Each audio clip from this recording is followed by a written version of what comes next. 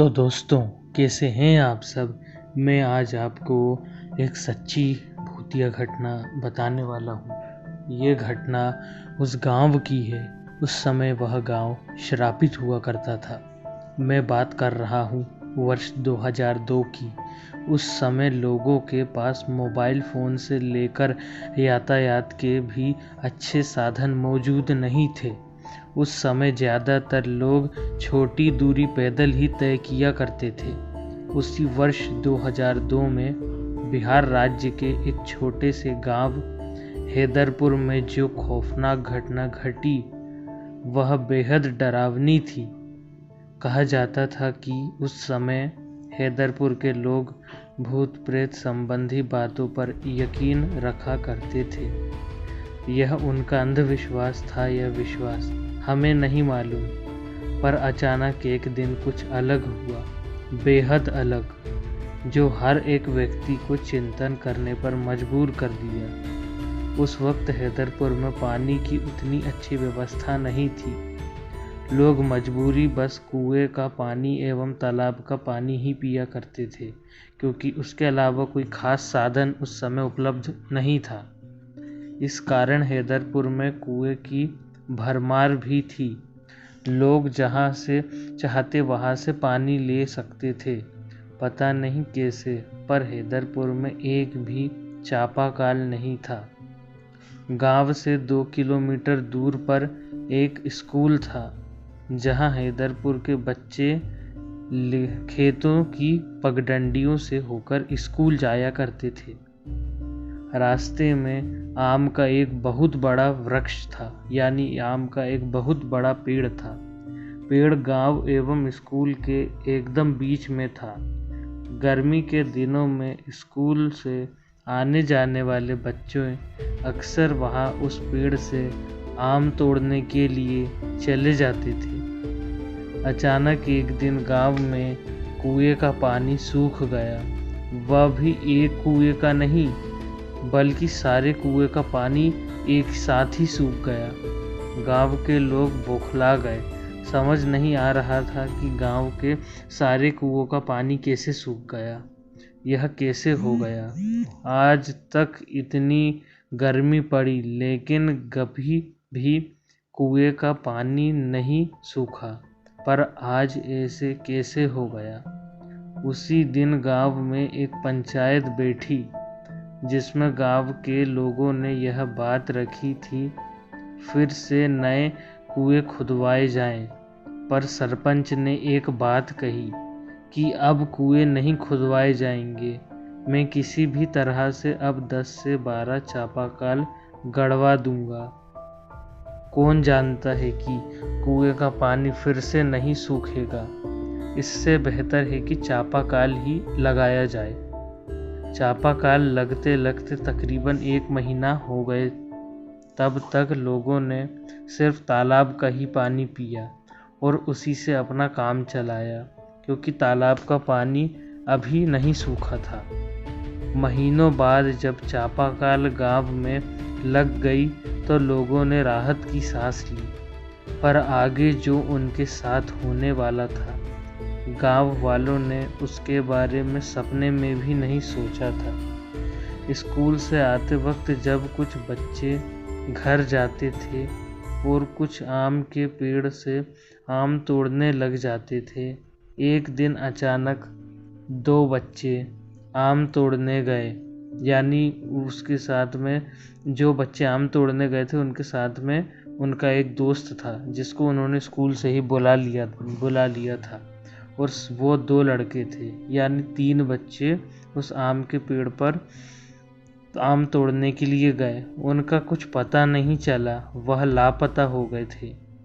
ये बच्चे जब समय से घर नहीं आए तब उनके माता पिता को शक हुआ कि आखिर वे कहाँ चले गए, क्योंकि आज तक किसी भी बच्चे के साथ ऐसा नहीं हुआ था। गांव में उन बच्चों की ढूंढने की प्रक्रिया चालू हो गई, पर वहाँ कहीं नहीं दिखे। लोगों को समझ आ गया था कि कुछ तो गड़बड़ है, इसलिए लोगों में सबसे पहले उस आम के पेड़ के पास गए। आम का पेड़ पहले की तरह हरा भरा नहीं था। इस बार वह थोड़ा मुरझा गया था। जब गांव वालों ने पेड़ की दाहिनी तरफ देखा, वहां लापता 3 बच्चे उधर ही मरे पड़े थे, यानी पेड़ की दाहिनी तरफ। लोगों को बहुत हैरानी हुई कि आखिर यह कैसे हो गया।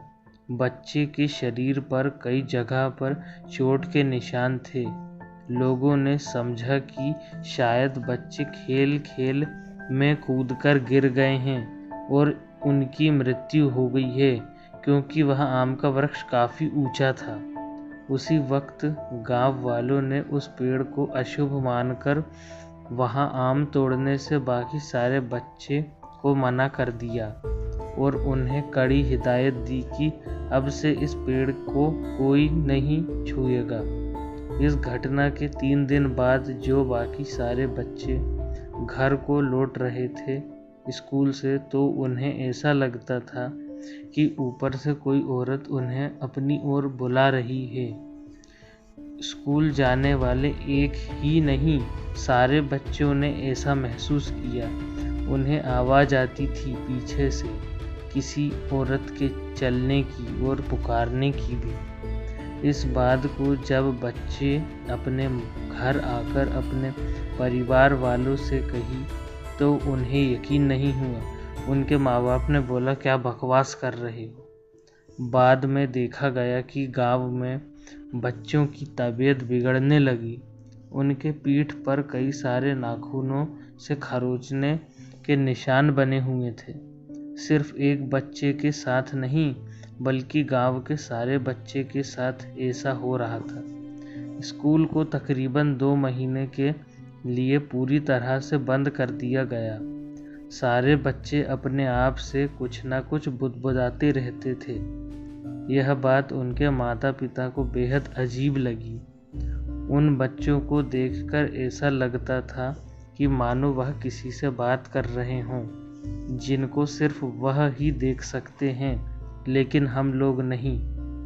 गांव वाले समझ चुके थे कि हो ना हो यह सब उसी पेड़ की वजह से हो रहा है। सारे गांव वाले ने उस पेड़ को गिराने का फैसला किया और उसे गिराने के लिए वहां चले गए। काफ़ी मशक्क़त के बाद लोगों ने उस पेड़ को आखिरकार अस्त्रित्रार कर गिराया, यानी उसे काट कर गिरा दिया। हरा भरा पेड़ गिरते ही तुरंत सूख गया। यह देख गांव वाले को काफ़ी हैरानी हुई।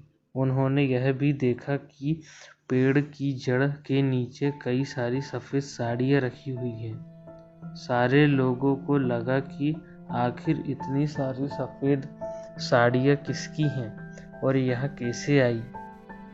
अभी तुरंत ही गांव वालों ने उस पेड़ पर मिट्टी का तेल छिड़का और जला दिया और साथ ही साथ उन साड़ियों को भी जला दिया। बाद में गांव वाले समझ चुके थे कि इस पेड़ पर प्रेत वास करता था। इस पेड़ की जड़ ही सारे कुएं तक फैली हुई थी, जिसकी वजह से ये हरा भरा था, लेकिन सारी पानी सूखने के बाद खुद जल गया। इस घटना के बाद बच्चों की तबीयत तो सुधर गई, लेकिन वह सारे बच्चे कभी ना कभी रात में उस पेड़ का सपना देख ही लेते हैं। अजीब बात तो यह है कि वह बच्चे भी सपने देखते हैं जो इस घटना के बाद में जन्मे हैं, जिनको यह घटना सुनाई भी नहीं गई है। तो आप बताइए दोस्तों, इस पर आपकी क्या राय है। अगर आप लोग इस स्टोरी के बारे में कुछ जानते हैं तो मुझे कमेंट बॉक्स में ज़रूर बताइएगा।